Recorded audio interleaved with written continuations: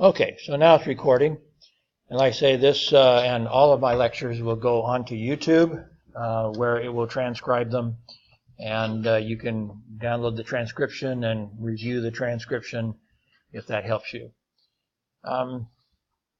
However, we are only a very small part of this class will be based on memory. Most of it will not be. Let me proceed through the PowerPoint here. So again, Dr. Ken, Professor Ken, or just Ken are all fine, or what you want to call me. A little bit of my background. I'm kind of a workaholic. I generally say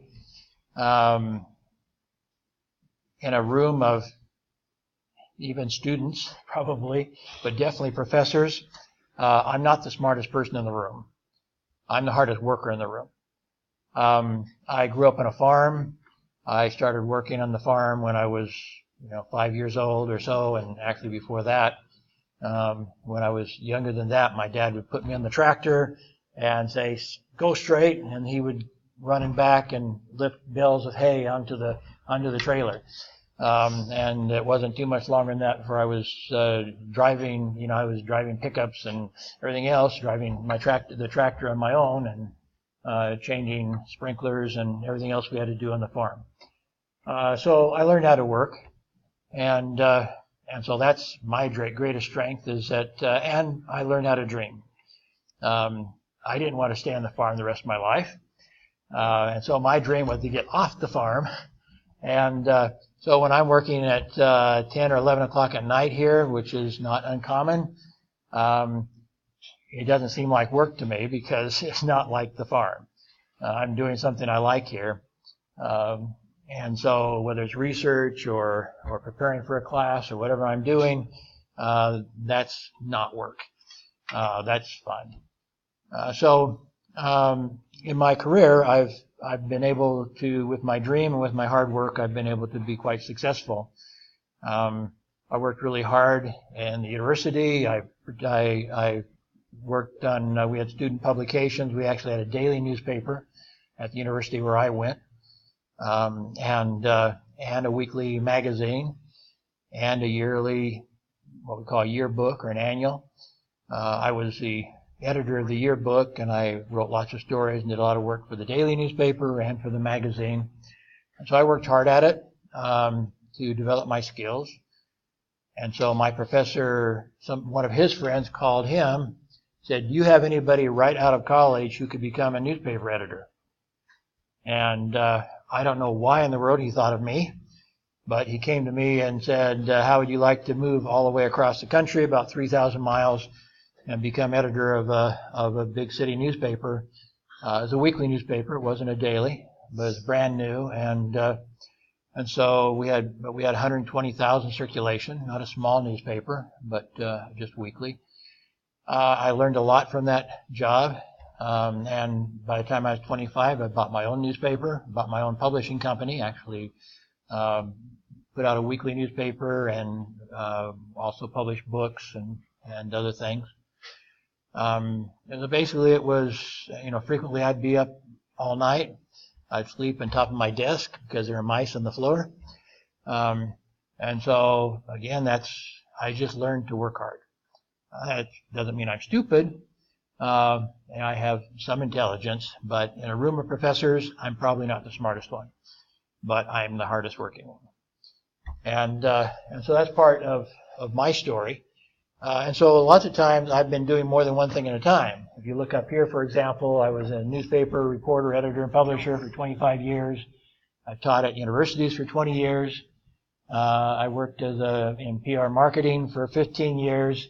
I was a government official for 4 years. And I've been creating web pages and managing web pages for 20 years. And that would probably, considering that I didn't start when I was born, make it look like I'm about 100 years old. And while that may not be far off, mainly I was doing more than one thing at a time. A lot of times I'd be teaching at a university and being working as an editor of a newspaper. I'd be Before I came overseas, I had a contract with the state of Washington that was basically a PR contract, and at the same time publishing and editing commercial newspapers of my own. And so I double dip a lot, let me put it that way. And so this was the last newspaper I was putting out. It was kind of you could almost call it a weekly magazine. But it was a news magazine, a news style, news stories, competing against a daily newspaper owned by the biggest newspaper publishing company in America, McClatchy. And so it was quite a challenge. We were trying to develop a publication that would be, actually my original idea was monthly in print, only monthly, and daily online. And I hired a vice president who really screwed things up. Gave us misinformation, got us to make bad decisions, and I sold it. And at the same time, we were publishing also this monthly magazine, and that's still being published, an entertainment magazine just for the region. And that, as I said, that's still going strong. And so about that time, I was also working on my PhD, and so I earned my PhD and considered what I wanted to do in life and decided I wanted to go back into teaching. I had taught earlier in my career, kind of gone back and forth between teaching and journalism and PR. So anyway, so that's when I came overseas. I was in Kazakhstan for 9 years. And I've been here for 2 years, kind of. I've been hired here 2 years, but I took a leave of absence last semester, well, in the fall semester and last semester, the short semester. This is one of my, is a blog I put out. This is a nonprofit organization, nonprofit project that I started in Kazakhstan. That's why you see some Russian on it. And we were able to get $10 million in funding over the last 10 years. This is another website I created. I have an educational website. This is another part of that website where I put a bunch of my own videos. This was the PR job basically I was doing for the state of Washington. It was basically putting out a newspaper, but it was only quarterly and it was in 2 languages. You might recognize one of the languages as being Spanish. And so I am bilingual in Spanish. And so that was one time when I was double dipping. I was doing this for the state and I was doing the newspapers and the magazine commercially. I also, in PR marketing, worked for a couple of big corporation consulting firms that provided architectural and engineering services. And this is some of the stuff I put together for them. I also started, I was one of the earlier, just recently, a new type, well, they call it new, a relatively new type of advertising has taken the internet by storm, and they call it native advertising. And native advertising is advertising that looks like the native content, such as when you're looking at Facebook, every so often there's an ad in the middle of your Facebook. And it just has a very small, it says sponsored. I think that's what it says. And the other social media use it too. But I was using it in 1973. The item on the thing on the right, I was running the campaign, a political campaign for a city councilman in the city of, and there were 8 people running for mayor, and he was number 8. He was at the very bottom of the list, and there were only 3 weeks before the primary election. in the primary election, they'd knock it down from 8 to 2 people. I had to get him from 8 to number 2, or he would be eliminated. Using that type of advertising, our design is better nowadays, but in 1973, that was pretty good design. I created pages that looked like this, that looked like news stories, and people read them. And so in 3 weeks, he went from number 8 in the polls to number 2 in the primary election. And in the general election, he won almost 2/3 of the precincts. On the left is one I made for myself. That's me when I ran for city council in the city I was in. And with the lowest budget, won the most votes of 8 people running for 4 offices. This is a book I co-authored. I wrote about half that book, and I've been published in about 12 books in the last 3 years. I'm thinking wrong. I've been published in 6 books in the last 3 years, but 12 chapters, something like that. Anyway, I have a hard time. Okay, so that's kind of from my own background, but that is from working hard. I actually, when I was basically your age, my writing was not my strong suit. I was actually really good in math and science, but I decided that's not what I wanted to do. And so I had started working on my writing, and I had to work really hard at my writing to become really good at it, because that was not my strength. I was more of a math person. Anyway, I want to talk a little bit about my style of teaching and why I teach the way I do.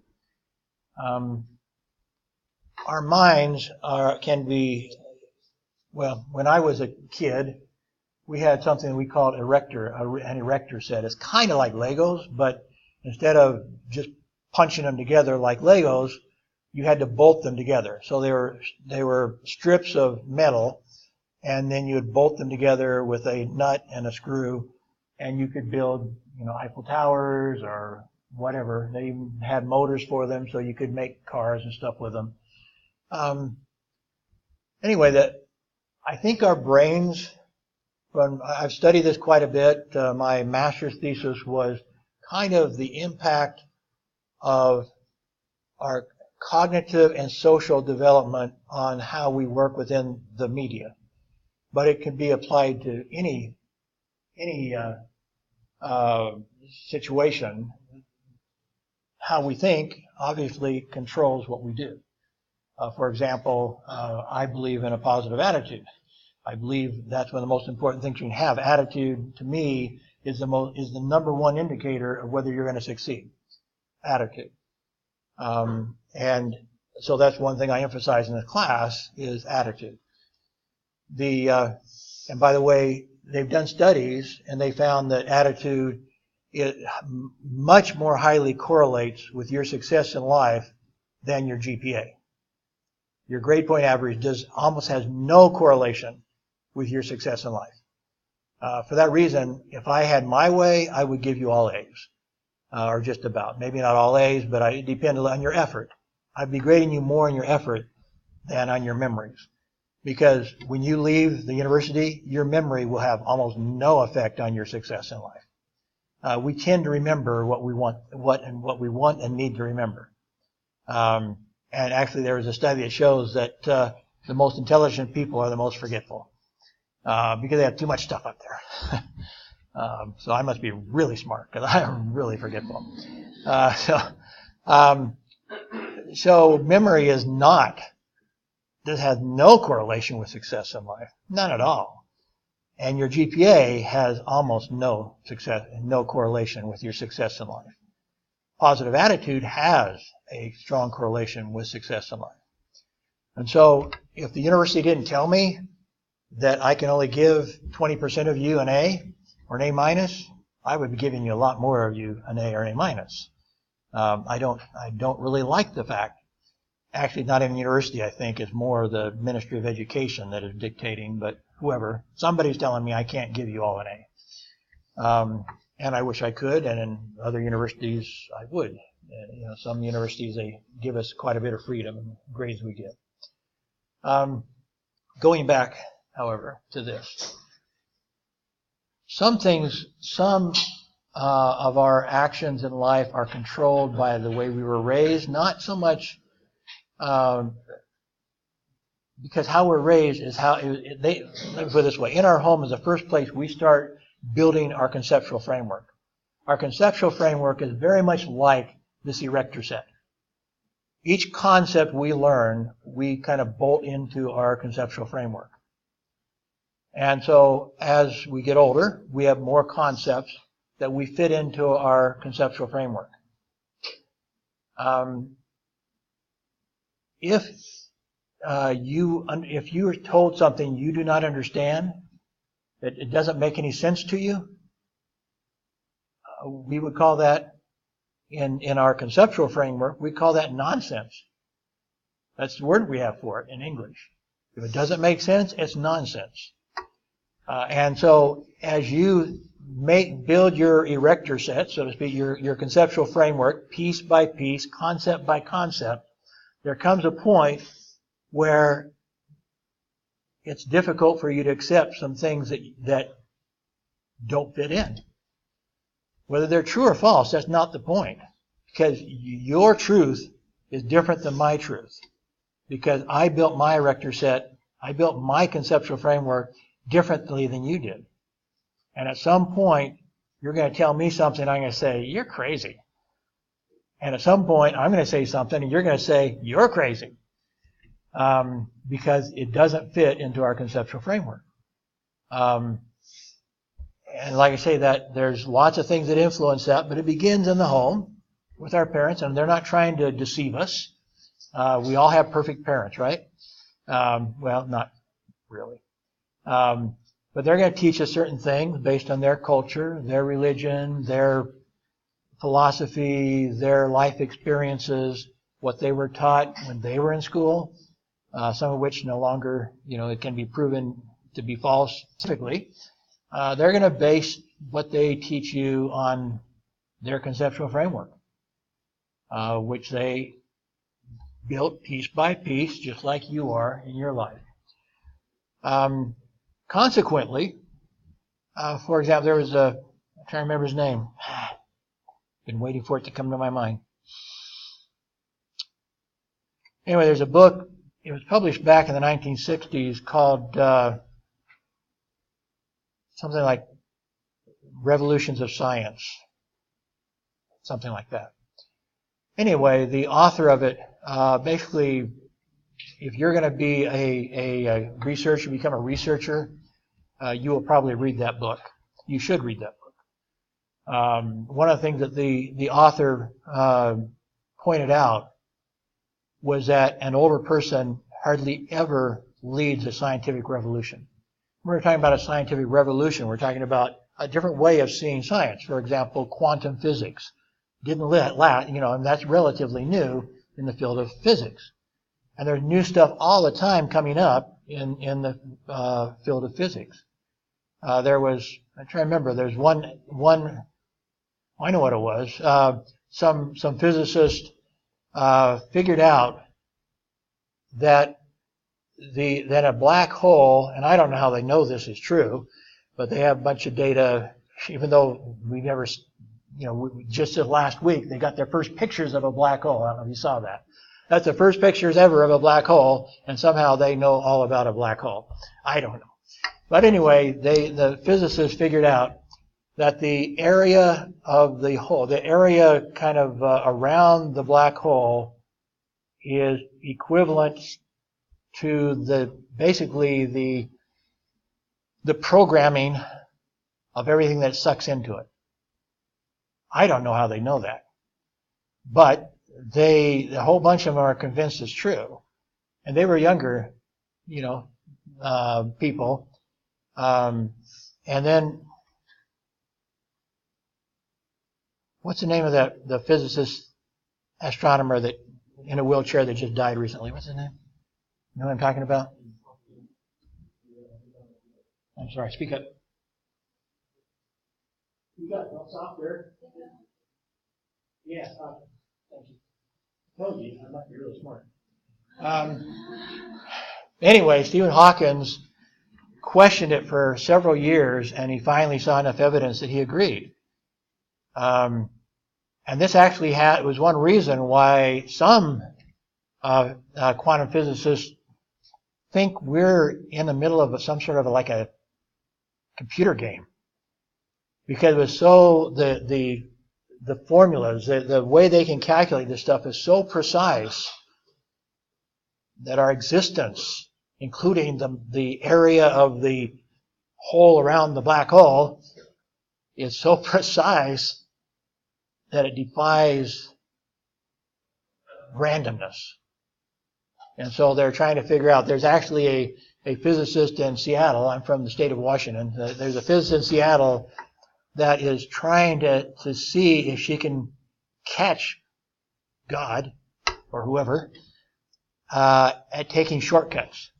She points out that every game you play, they have ways of making a shortcut, because otherwise, if all options were really possible, it would take an infinite amount of programming, basically.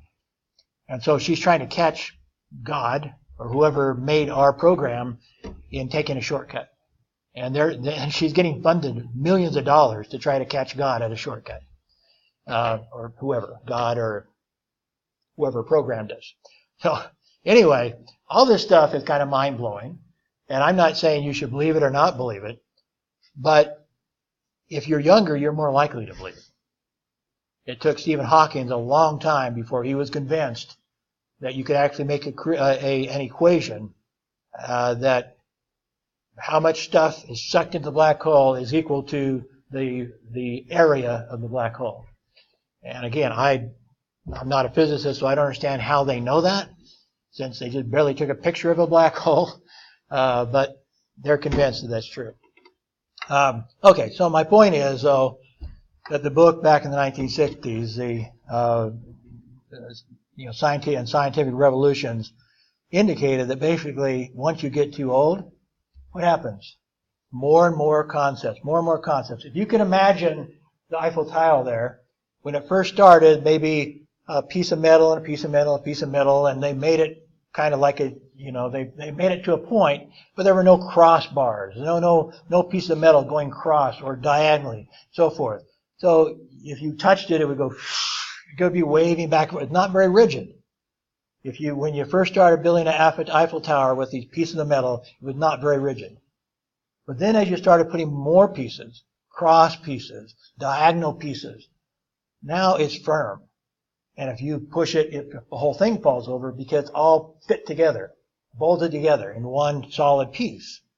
Our conceptual frameworks are like that, suggests the author of that book. And again, I forget his name.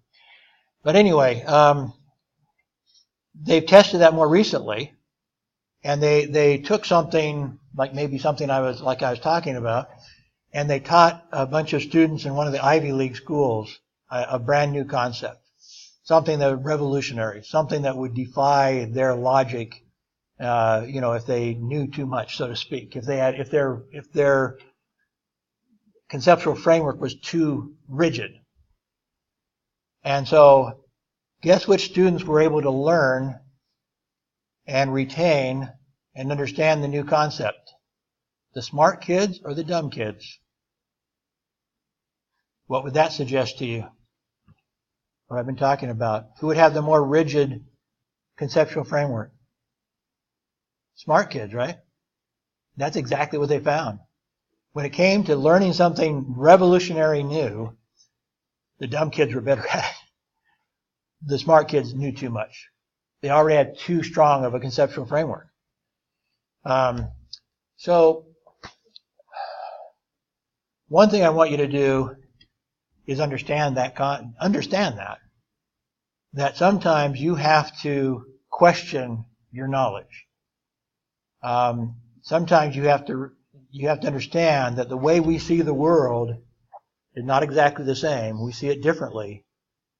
And it's important to know that we might be wrong. When we get into studying Stephen Covey, is one of our main, is the source of one of our main instructions in the class. You may have heard of his book, 7 Habits of Highly Effective People. That's one of the reasons why he says we really need to, we need synergy. We need to work with other people. Because when we have somebody in our group that thinks, we think a little bit crazy, that they, in other words, they think totally different than us, we could probably benefit from them. Because they're going to look at a problem totally different than us. If all of us see the problem exactly the same, we're less likely to solve the problem than if we don't all see it the same. It's better that in our group we see things differently, and maybe we can figure out a problem.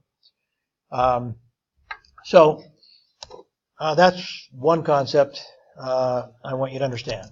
And so as we, but meanwhile, in actually building our conceptual framework, how much we, even though I've told you that you need to be careful about trusting your conceptual framework, nonetheless, we have to build one. If we don't have a conceptual framework, we're really stupid. So even though it will work against us sometimes, we do have to build a conceptual framework. We have to, the process of building a conceptual framework is figuring out reality around us. Is understanding what the world is all about. So we have to do it. And those who get good grades are better at it, usually, than those who don't get good grades. But again, that doesn't necessarily mean they're going to be more successful. Because their conceptual framework may be too rigid. Like those college kids who were taught a revolutionary new idea. The smart ones could not accept it. So just because you don't have the best GPA, don't worry too much about it. I suspect that Jack Ma did not have the best GPA, right? He was rejected by lots of universities, finally went to a teacher's college, and he got rejected by KFC multiple times, and everybody else rejected him. I think he wasn't your normal thinker, but he was fixated on an idea. The billionaires around the world are not necessarily the ones with a good GPA. They're the ones who dare to think differently. And Jack Ma, I think, is a good example of that. He dared to think differently than other people, and therefore he did not make a good employee. KFC was probably right to not hire him, right? This guy's not going to. This guy is weird. So KFC doesn't want a weird person helping, sell their chicken. They don't need weird people to do that. But the world does need weird people to build things like Alibaba, because the person that gets hired at KFC is not going to build Alibaba. So anyway, in building our conceptual framework, though, it is a matter of absorbing information, new concepts, new ideas, and they found that if all I do is lecture, then in 3 hours you will remember 70% of what I said, but in 3 days you only remember 10% of what I said. If I demonstrate something, then in 3 hours you'll remember a little bit more, but more importantly, in 3 days you'll remember twice as much. If I demonstrate and explain, then you'll remember quite a bit more in 3 hours, and a lot more in 3 days, 65%. But if you are more directly involved, for example, writing what I have you in this class do is write a journal, a self-reflective journal. And so you're just writing a little bit every week about what you learned in this class and why it's important to you. If you're involved in education in a way like that, you will remember it much more of it, much longer.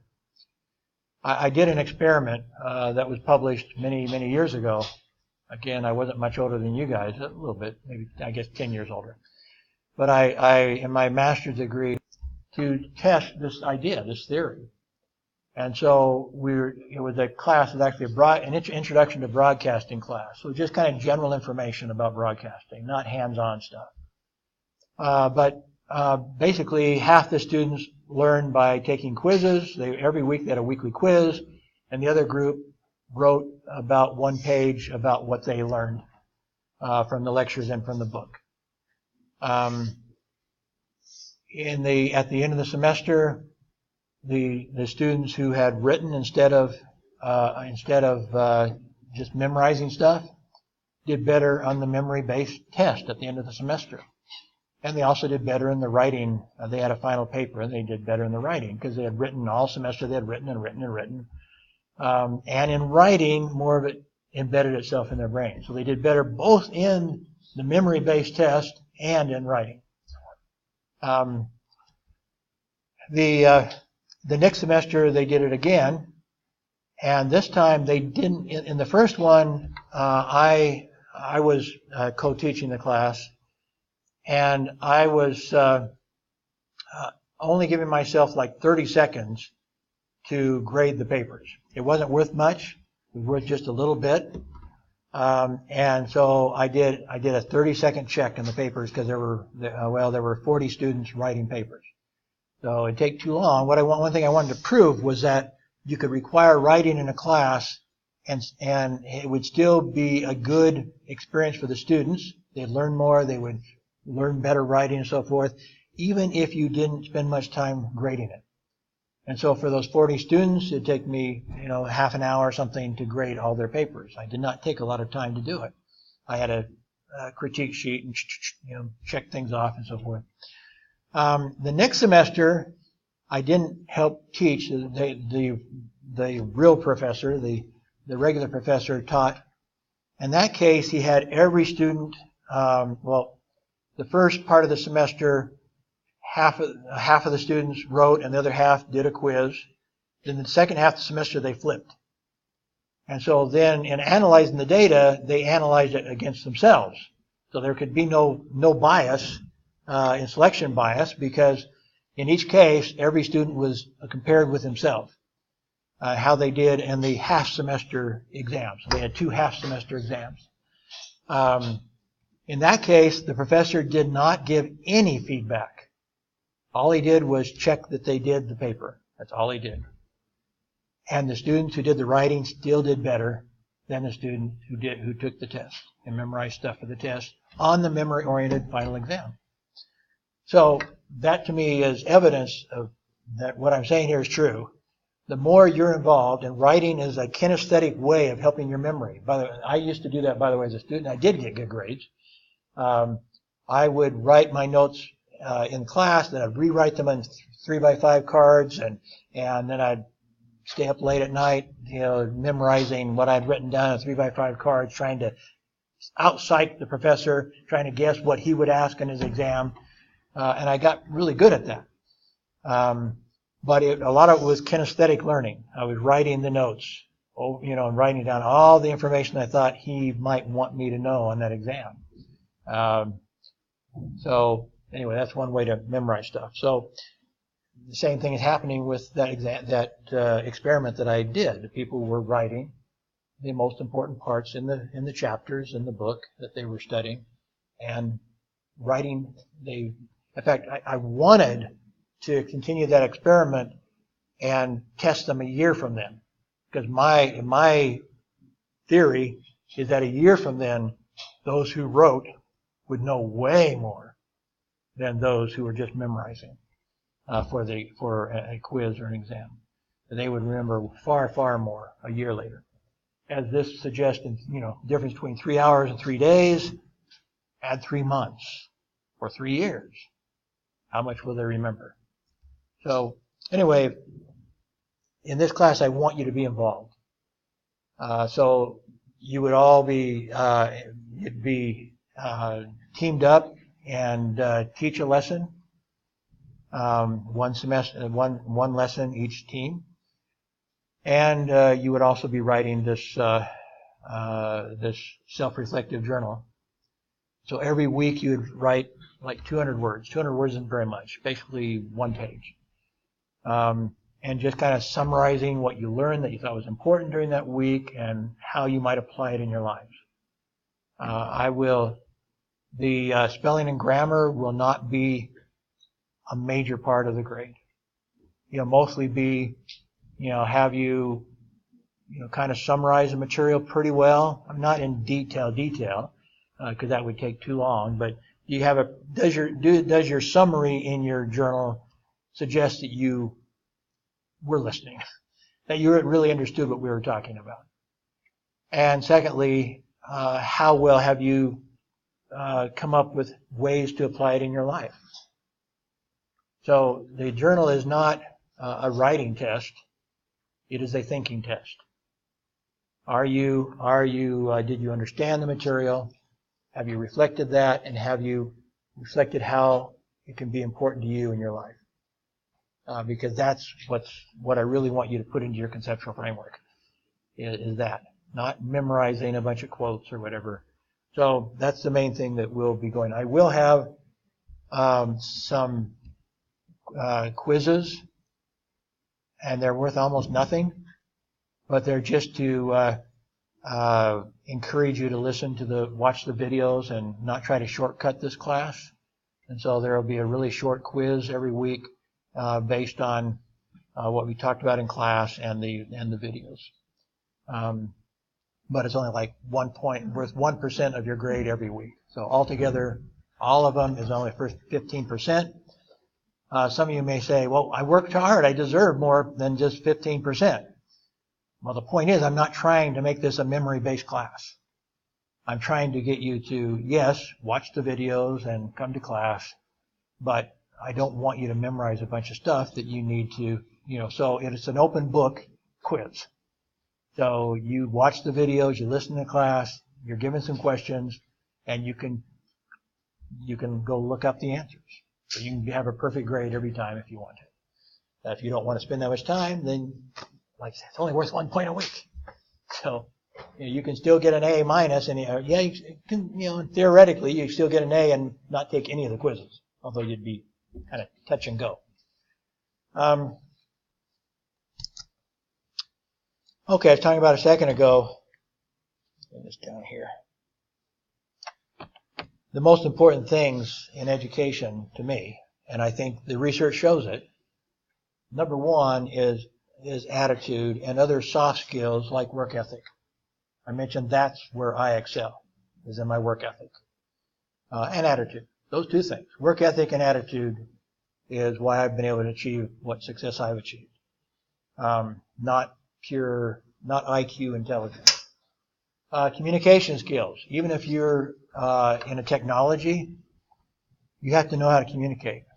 If you have a good idea, how do you sell your good idea to somebody else? That's communications. And so in ultimately achieving success in life, you have to learn how to communicate. That's one reason why I have you communicate for this class, why I have you do a presentation with your team and have you do writing. Again, it's not for the spelling and grammar, although you should do your best. I mean, that it'll have some impact on the final grade. Actually, the weekly 200-word weekly insert into your journal is also only worth, I think that's worth 3 points. And I'm not even all the time going to grade it. So if I don't grade it, I'm just giving you all 3 points if you just did anything, basically. If in some cases I may grade it very superficially and just look at it for those 30 seconds and say, yeah, he didn't really watch the videos very well. Maybe grade you down a little bit. So forth. Sometimes I will look at it fairly carefully just so that you kind of get an idea how I'm thinking, so you have some feedback. Sometimes I'll give you all 3 points and not even look at it other than he did it, she did it, and that's it. So those points would be pretty easy to get. But then your final project is to put all those 15 weeks worth of 200 word or more into one document. So it's actually not hard, except it's the accumulation of all your thinking for the semester. And so what you hand to me, you'll actually upload it into what do you call it? Turnitin. So you'll upload it into Turnitin, so make sure you're not plagiarizing. And it will take a look at your spelling and grammar. It will have some impact. I'll give you a critique sheet, or I'll give you my rubrics probably next week. But it'll, the spelling and grammar will have some impact, but it might be like 10% or something of your grade. Most of it will still be, I have to read it, because it will still be based on how you summarize what we learn that each week, and you can just week by week. So you can literally just copy and paste from what you did during the week that I was giving you 3 points for, and put it into your final document. If you're satisfied with it, put it in there, copy and paste, and hand it in. So if you do your weekly 200 word, then at the end, what's 200 times 15? You'll be handing me a 3,000 word journal. And it won't hurt that much to do it.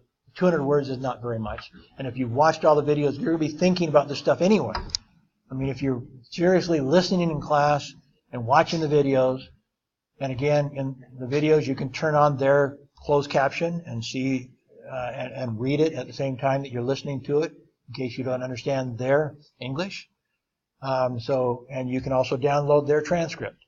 So you can download the transcript of people like Stephen Covey, Clayton Christensen, Jack Ma, whoever I'm assigning you to listen to.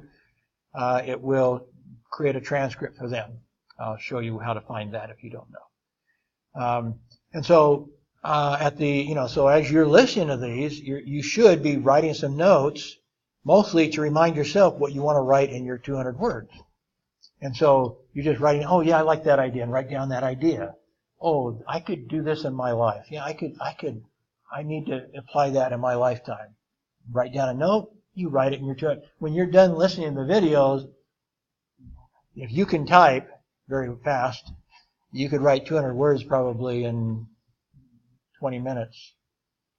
Because you've already written down the ideas. As you're listening, you're writing down ideas, and the ideas are the hard part. The typing is, as fast as your fingers can move anyway.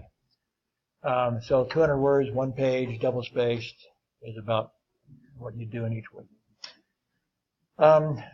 Your computer skills. Computers are so important. Computers, I would rate as number 3 in your success, in achieving success in the world at this time.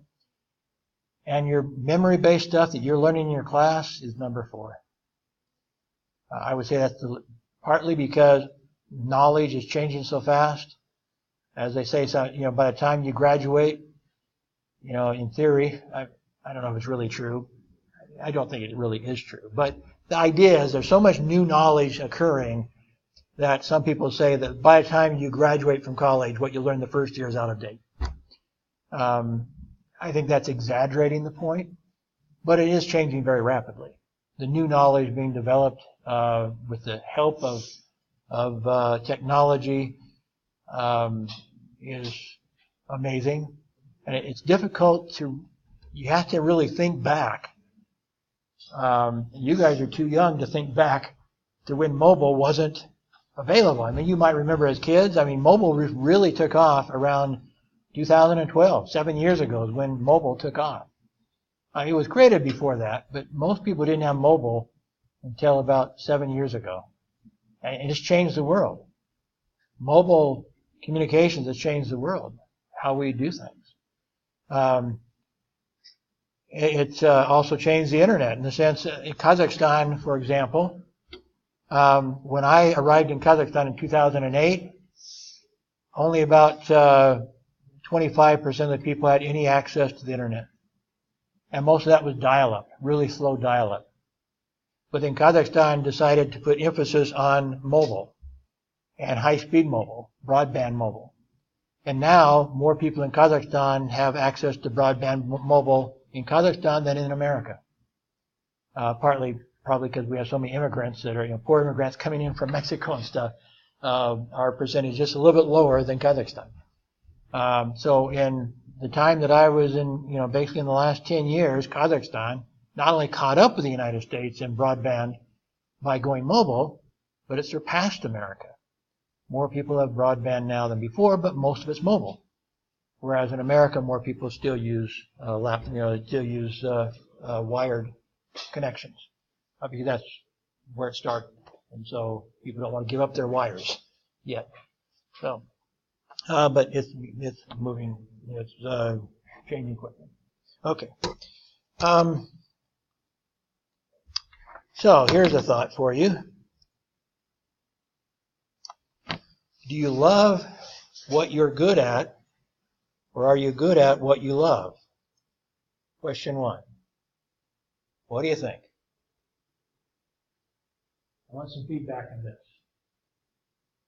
Do you love what you're good at, or are you good at what you love?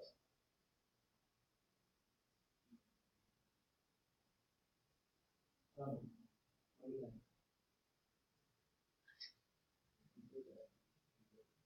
You got do that right. Okay, you may disagree with him. Are you good at what you love, or you just love what you do? What do you think? He said you're good at what you love. I think it's both. You have this situation. You may disagree with him. What do you think? Does anybody think that the main truth is that you're loving the good? Do you think that's the most true? Raise your hand if you do. Okay, do you think that you're okay? So she disagrees with the other two. Okay, so what other votes? I'm only going to have to let you vote between the two. Good at what you are you good at what you love versus you love what you're good at. Which of those two, out of those two options only, which do you think is more important? How many vote you are good at what you love? Okay. And how do you think part of that is that you love what you're good at?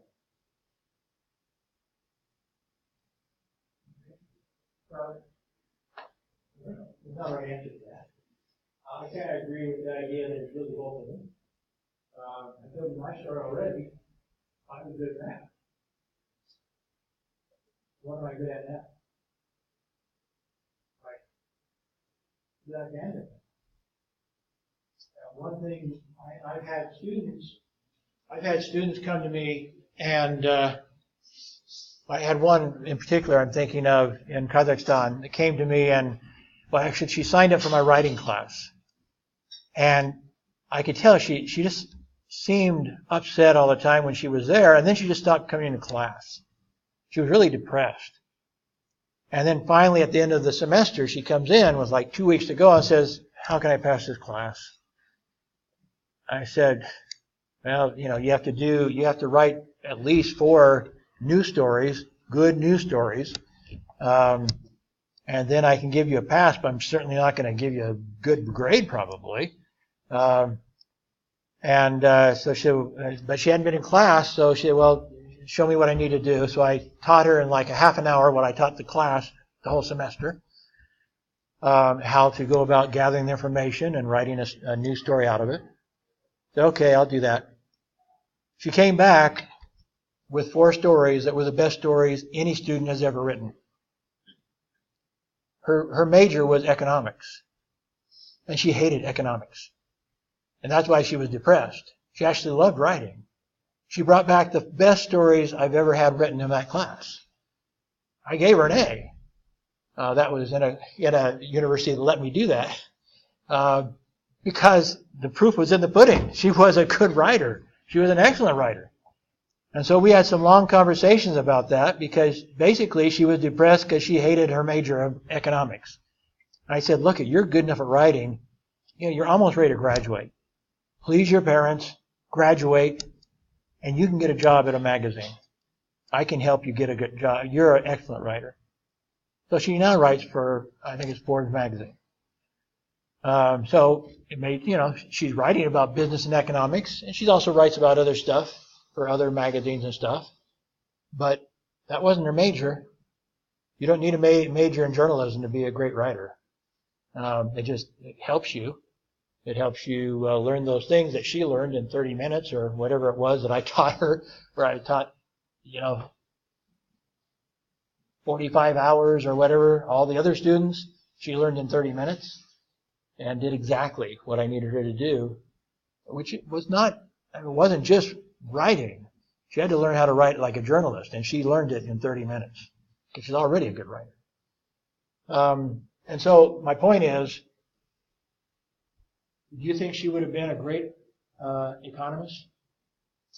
She got her degree. Do you think she'll ever be a great economist? No, that was her parents' dream. That wasn't her dream. That was her parents' love. That wasn't her love. So I lean towards the idea that you're good that you are good at what you love. You become good at what you love. We talk a lot about lifelong learning. The idea that you continue living, and in this day and age, where things are changing so rapidly, it's never been truer that you need to be a lifelong learner if you want to be good at something, if you want to stay at the cutting edge.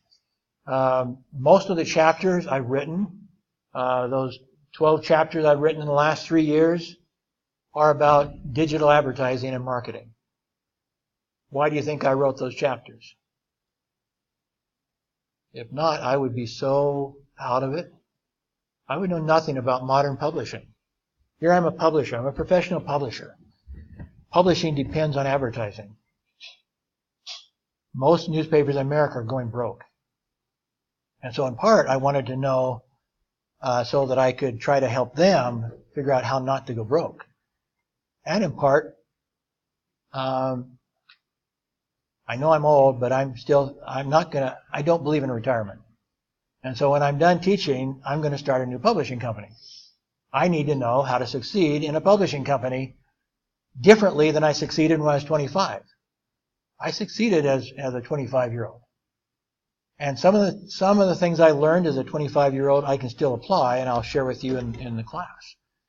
Other things, especially technology, laughable, the stuff that I was using, when I was 25 compared to what we're using today. But I've tried to keep up with the technology, and that's why I wrote 12 articles for 6 books about digital marketing and PR and communications. If not, I'm useless. I'm useless. So, and also, actually I didn't have to force myself because I'm good at what I love. And I love publishing. Therefore, it's not hard for me to keep up with it because I love it. If I didn't love it, I would be like a lot of other people my age that there's no point hiring them at this university because they don't know anything about this new world that we live in. And so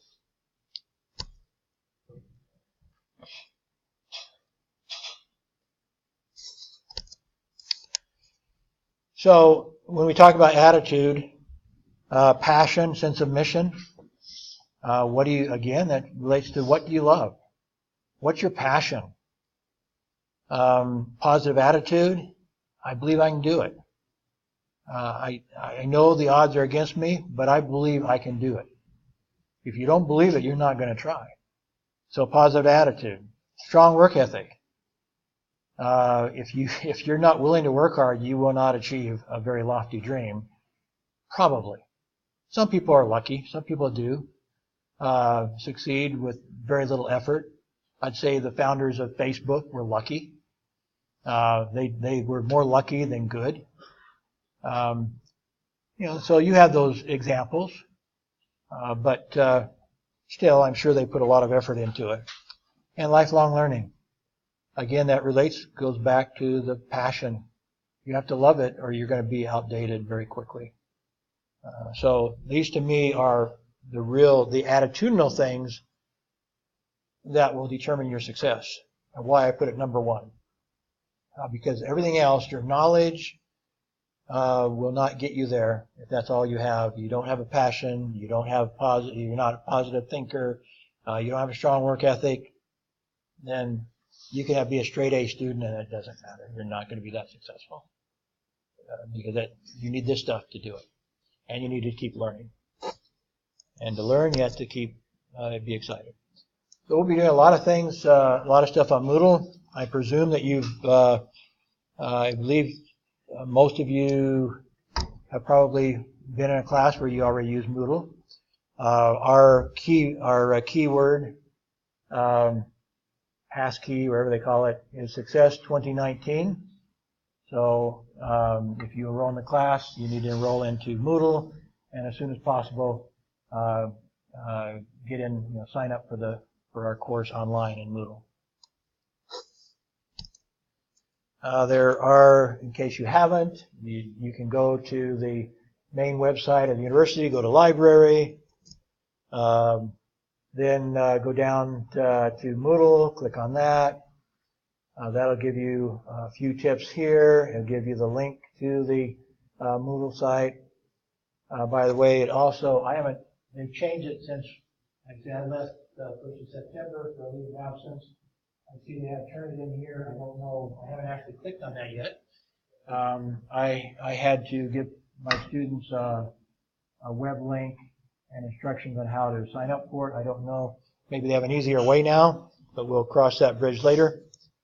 What was on the previous page, a little bit bigger here. And again, reminding the password or the key, or the pass key, whatever they want to call it, the enrollment key, I guess they call it, is Success 2019. Of course, you'll go into Moodle and sign in with your regular ID and password that you use for your email and stuff on campus. And they do have a little course, I guess you could call it, lessons on how to use Moodle if you need that you can find in your course selections. It should be towards the top. And they have some videos to help you if you have not done it yet. If you need some help, first off, talk to a friend probably. If you haven't done it yet, and if you absolutely need to, you can come talk to me. But talk to a friend probably be more effective and quicker and easier. Again, I've already set the pass key, as I've already mentioned. I want to talk just a little bit. I want to watch a couple more videos before we end the class. I want to talk a little bit about Stephen Covey and his 7 Habits of Highly Effective People, and why I chose this as our main textbook. We're going to learn from more than 24 people like Stephen Covey that have ideas on how to succeed. And some of them are totally different than others. One of them is teach you how to sell. Why are you going to teach me how to sell? Because you have to sell yourself. You have to sell your ideas. Selling is an important part of success in life. Even if you never get paid per se for selling, you're never a professional salesman, lots of your success will depend on selling. I've bought 2 newspapers in my life, 3 newspapers, and my ability to sell the owner of the newspapers on my offer and why it's a good thing for them to accept my offer. And my first offer when I was 25 was no money down, and a certain amount of money every week until I paid it off. To sell somebody on your idea is an important part of achieving success. So that's part of it. How to get rich on real estate. We go through a guy that's famous for his real estate strategies, but just shortly, not very much. One video, I think, we'll talk about a little bit. But I just want you to be exposed to some of these different ideas of success.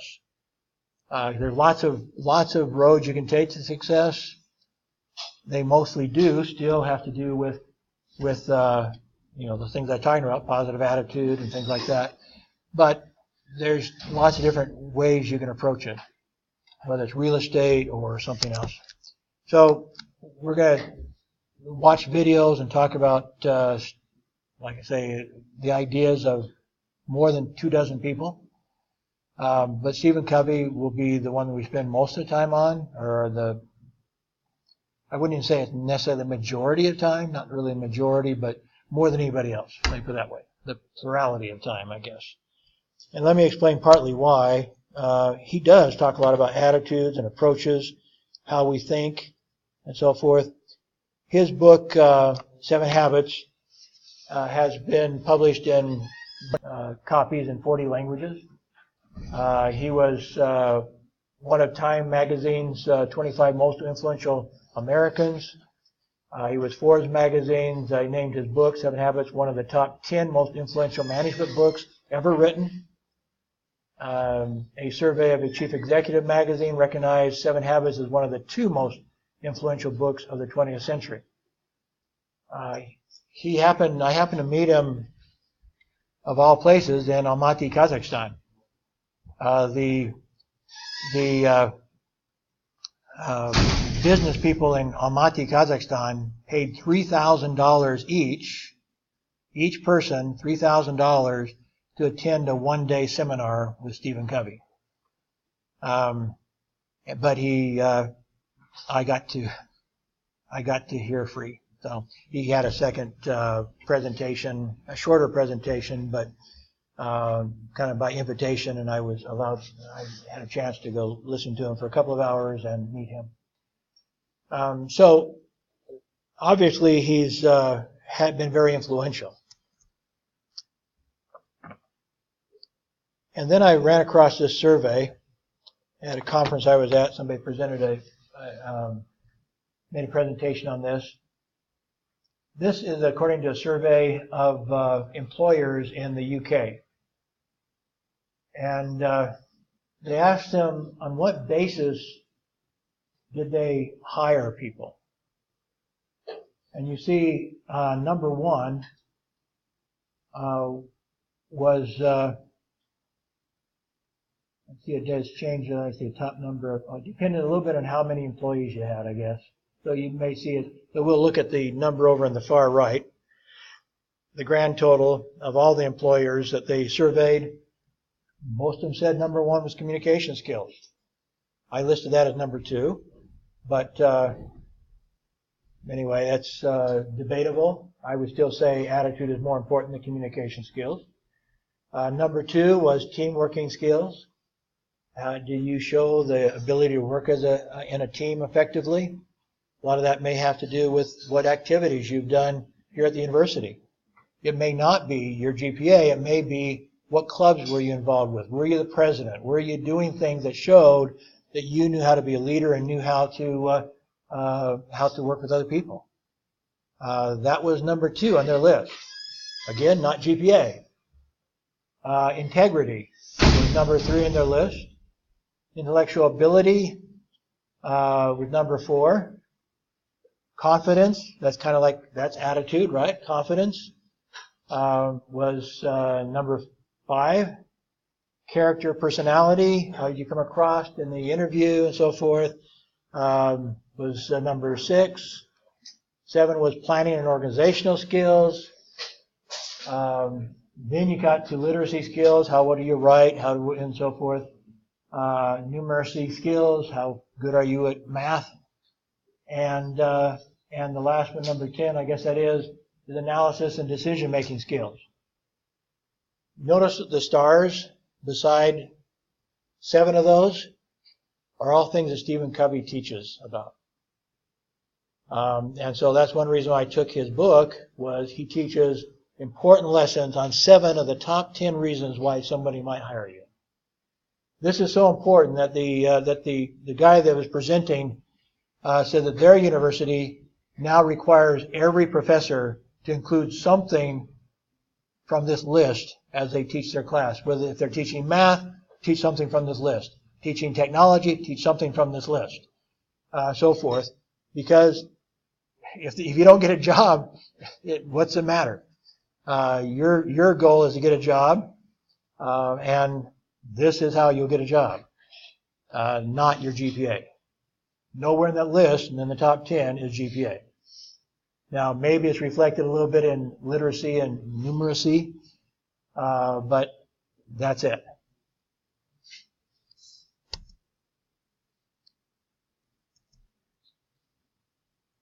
Okay, another question, and then I'm going to watch a video as you think about this. What is success and what is happiness? Does happiness depend on success? What is success? To be successful, do you have to be happy?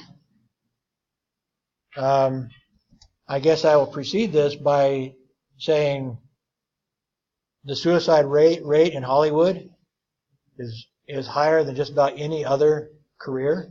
In other words, if you are rich and famous, you're more likely to commit suicide than if you're not. So I had when I was teaching in Buffalo, New York, my first job after I got my master's degree, an editor with Rolling Stone magazine came to talk at a conference I set up. And that day, one of the most famous actors and comedians named John Belushi, some of you may have seen his original Ghostbusters movie back from the 1970s or whatever, but he was one of the most famous and of the movie stars and comedians in the world. That day he died of a drug overdose. And this editor from Rolling Stone had spent quite a bit of time with him, interviewing him, and they were friends. And he said the last time he had seen Belushi, he told him, here he was, famous, rich, so forth. He said, I hate my life. I feel like I don't control my life anymore. You can probably think of other famous people that have committed suicide, but they had everything you think would lead to happiness and success. But they killed themselves because they got there and asked themselves, is this all there is? That's all there is. And they said, no, this is not what I signed up for. This is wasn't what I was looking for. So anyway, that's one of the questions I want you to think about this week. And I'm going to go back to Moodle. Moodle, please. There you go. And so this is from TED.com. This person studies happiness.